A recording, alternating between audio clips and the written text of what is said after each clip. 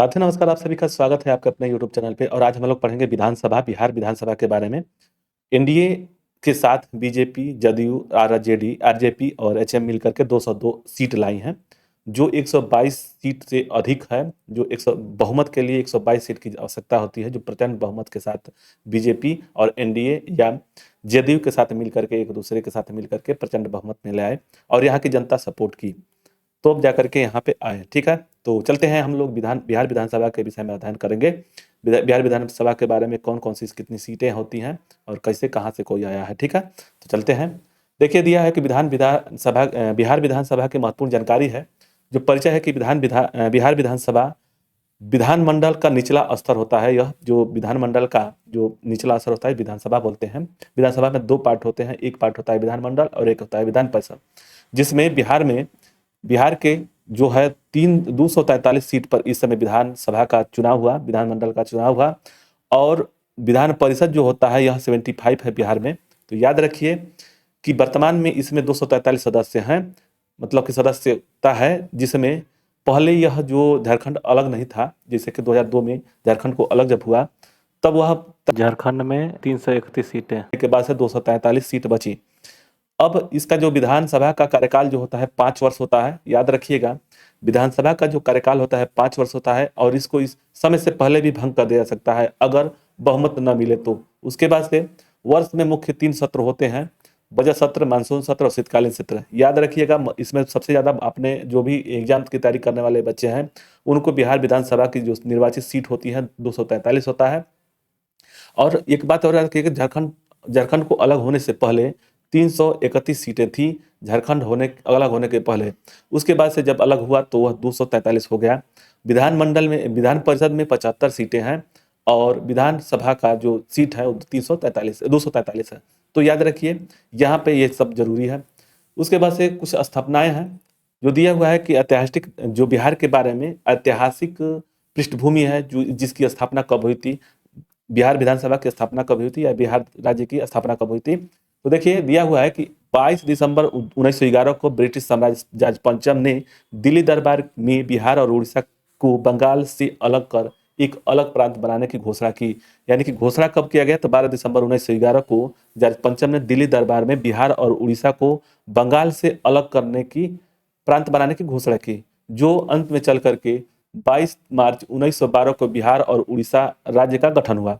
यह जो है बंगाल से अलग होकर के बिहार और उड़ीसा राज्य का गठन हुआ, जो 22 मार्च 1912 को है। और इसी दिन 22 मार्च को ही बिहार दिवस के रूप में मनाया जाता है। याद रखिएगा, पहली बैठक पूर्ण राज्य दर्जा मिलने के बाद जो हुआ था विधानसभा में नवनिर्वाचित भवन में, पहली बैठक 7 फरवरी 1921 को हुई थी।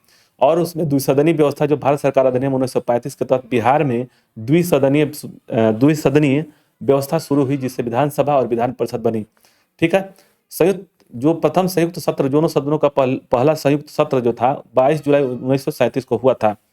ठीक है, स्वतंत्रता के बाद याद रखिएगा, देखिए यहाँ पे है कि जो है 22 दिसंबर 1911 को घोषणा हुआ था, बंगाल से अलग होकर के बिहार और उड़ीसा बना। फिर जाकर के 1936 में जाकर के बिहार से अलग हुआ उड़ीसा। और उसके बाद से 2002 में बिहार से अलग हुआ कौन, तो झारखंड।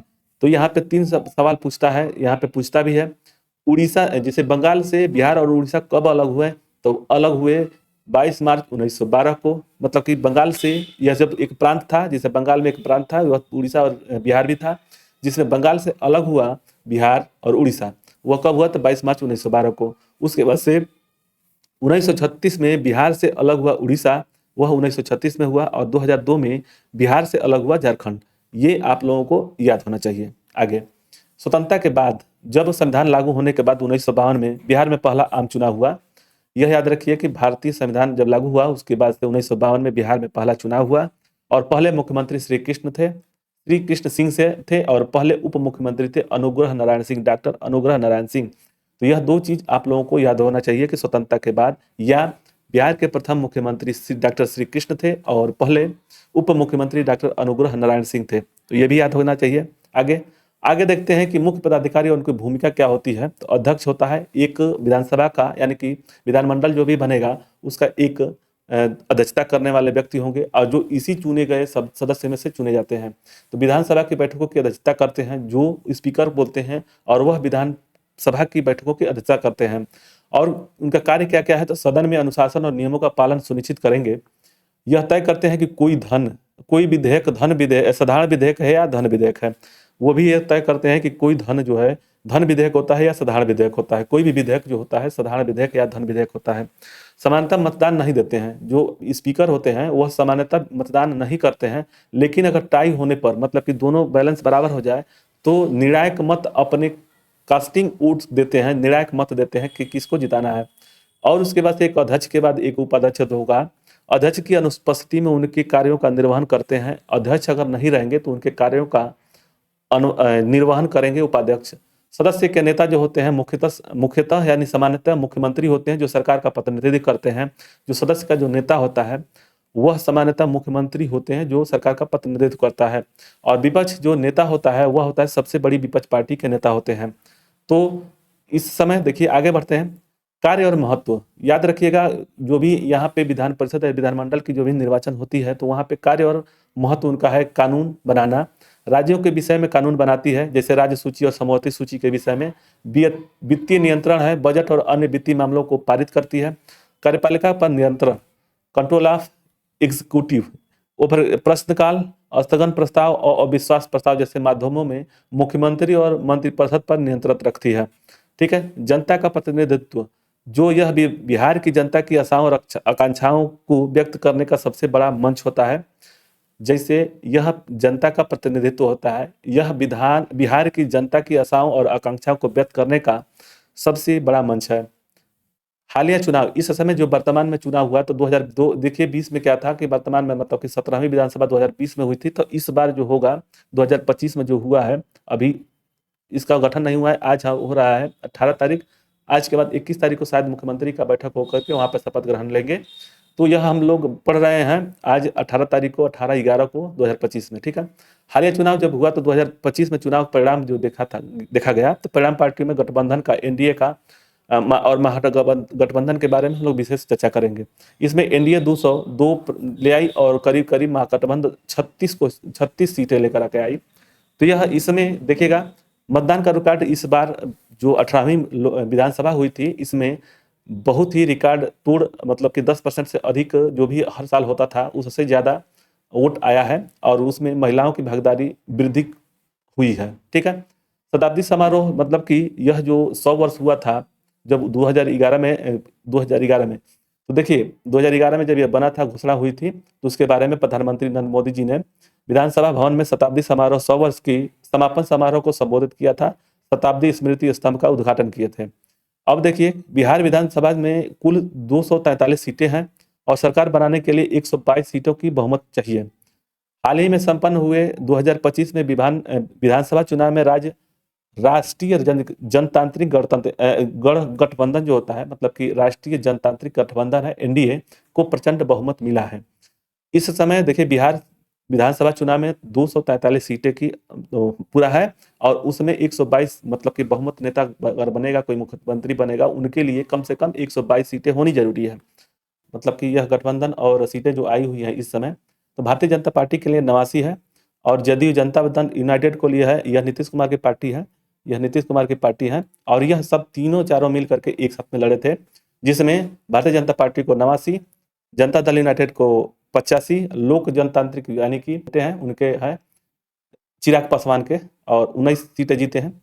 और हिंदुस्तानी आम मोर्चा है और उसके बाद राष्ट्रीय लोक मोर्चा है, इनमें 5 है, इसमें 4 है। और महागठबंधन दल जो था उसमें 25 आया हुआ है राष्ट्रीय जनता दल के लिए और 6 है कांग्रेस के लिए। अन्य दल 10 है, याद रखिएगा। और कुल टोटल मिला करके 243 सीट पर चुनाव हुआ था।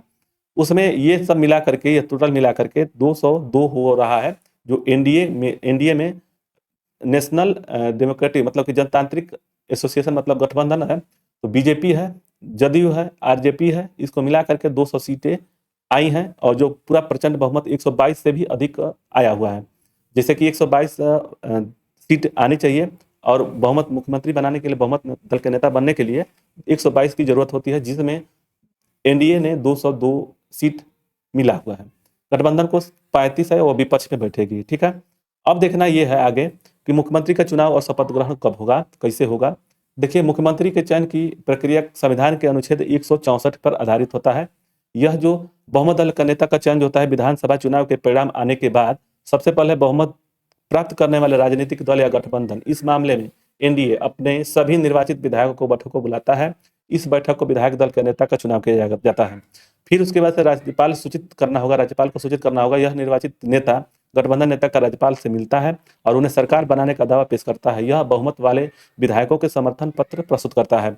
नियुक्ति नियुक्ति संविधान के अनुसार होता है। राज्यपाल ही राज्य विधानसभा के बहुमत दल के नेता को मुख्यमंत्री के रूप में नियुक्ति करता है। यह भी इंपॉर्टेंट है कि मुख्यमंत्री की नियुक्ति कौन करता है, तो राज्यपाल के द्वारा बहुमत दल के नेता मुख्यमंत्री चीफ मिनिस्टर के रूप में नियुक्ति करते हैं। महत्वपूर्ण तथ्य है, यदि किसी एक दल को बहुमत नहीं मिलता है, अगर किसी एक दल को पूर्ण बहुमत नहीं मिलता है, तो राज्यपाल गठबंधन बनाने वाले पार्टियों को आमंत्रित कर सकते हैं या सबसे बड़े दल को बहुमत साबित करने का मौका दे सकते हैं। शपथ कौन दिलाता है, तो मुख्यमंत्री और उनकी मंत्रिपरिषद के सदस्यों के पद और गोपनीयता की सदस्यता जो है राज्यपाल के द्वारा, राज्य के राज्यपाल द्वारा दिलाई जाती है। शपथ का विवरण क्या है, तो शपथ ग्रहण समारोह में मुख्यमंत्री संविधान के प्रति सच्ची श्रद्धा और निष्ठा रखने, भारत की प्रभुता और अखंडता को बनाए रखने और अपने कर्तव्यों का श्रद्धापूर्वक निर्वहन करने की शपथ लेते हैं। उसके बाद से इस तरह चुनाव के बाद मुख्यमंत्री का चुनाव या नियुक्ति और शपथ की प्रक्रिया पूरी होती है और नई सरकार कार्यभार संभालती है। नेक्स्ट है नीतीश कुमार की स्थिति। जो इस समय है, वर्तमान में 2025 में मुख्यमंत्री नीतीश कुमार हैं और आज या कल वो शायद इस्तीफा दे चुके हैं, आगे मतलब कि आगे मंत्रिपरिषद की आगे चुनाव होने के लिए। तो नीतीश कुमार विधानसभा चुनाव जीत कर नहीं आए हैं, बल्कि वह बिहार के विधान परिषद के सदस्य हैं। जो नीतीश कुमार जी हैं वह है बिहार के विधान परिषद के सदस्य हैं और सदस्यता जो विधानसभा की सदस्यता है वह विधान परिषद की जो सदस्य है न कि मतलब यह जो विधान परिषद के सदस्य हैं न कि विधानसभा के। याद रखिएगा, यह पूछता भी है कि वो कहाँ से और किस क्षेत्र से हैं, तो ये भी पूछ देता है। तो विधानसभा चुनाव 2025 में उन्होंने 2025 की विधानसभा चुनाव में किसी भी सीट से निर्वाचन नहीं लड़ा है। और संवैधानिक नियम क्या है, संवैधानिक नियम के अनुसार कोई भी व्यक्ति जो विधानमंडल में किसी भी सदन, विधानसभा या विधान परिषद के सदस्य नहीं है, वह भी मुख्यमंत्री बन सकता है, लेकिन उसे शपथ ग्रहण करने की 6 महीने के भीतर किसी न किसी सदन की सदस्यता या चुनाव या मनोनयन द्वारा लेना आवश्यक है। मतलब कि सदस्यता जो है वह लेना अनिवार्य होता है। मुख्यमंत्री बनने के बाद शपथ ग्रहण के 6 महीने के अंदर या भीतर किसी भी सदन से आपको सदस्यता लेना अनिवार्य है, नहीं तो आप नहीं बन पाएंगे, फिर उसके बाद से भंग हो जाएगा। आगे विधान परिषद जो होता है, बिहार में विधान परिषद की सदस्यों की संख्या जो है 75 है और विधान परिषद जिन्हें याद रखिएगा यहाँ पे, विधान परिषद जिसे उच्च सदन भी कहा जाता है, अधिकतम संख्या जो विधानसभा के सदस्यों की संख्या का 1/3 होता है। जो विधान परिषद है उच्च सदन कहता है और जो विधान परिषद है वह विधानसभा के 1/3 सदस्यों के बराबर होना चाहिए। जैसे अगर 243 है, 243 से इसमें से 3 भाग देंगे 3 का, तो वह आ जाएगा 81। लेकिन अधिकतम सीमा से कम नहीं होनी चाहिए, मतलब कि कम है, मतलब कि इतना नहीं होना चाहिए।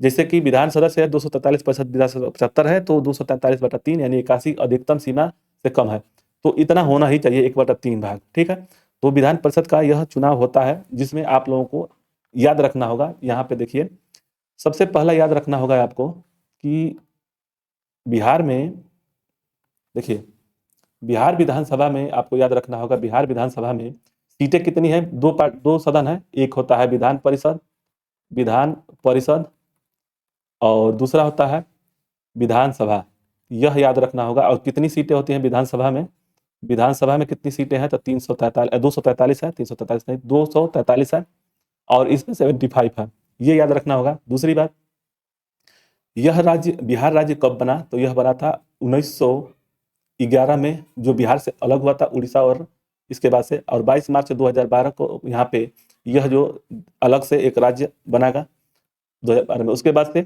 1912 में, उसके बाद से 1936 में यह भी याद रखना होगा कि बिहार से अलग हुआ उड़ीसा और फिर से यह जो है 2002 में झारखंड बिहार से अलग हुआ, यह भी याद रखना होगा। इसका डेट और सब याद रखना चाहिए। ठीक है, चलिए ये समझ में आया। उसके बाद से ये तो आप लोगों को एकदम जानना जरूरी है कौन होगा अब मुख्यमंत्री। अब जब आगे आज के बाद मतलब कि 18 तारीख है, आज 18/11/25 है, तो आज के बाद हो सकता है कि 21 तारीख को 2 दिन बाद मुख्यमंत्री का नियुक्ति हो, तो उसके बारे में डिटेल हम लोग पढ़ लेंगे कि कौन मुख्यमंत्री बना, कौन उप मुख्यमंत्री बना और उसके जो मंत्रिपरिषद है वो कौन-कौन बने हैं, उसके बारे में हम लोग पढ़ेंगे। तो मिलते हैं अगले वीडियो में। आप लोगों को वीडियो अच्छा लगे तो लाइक और सब्सक्राइब करें। धन्यवाद। जय हिंद, जय भारत।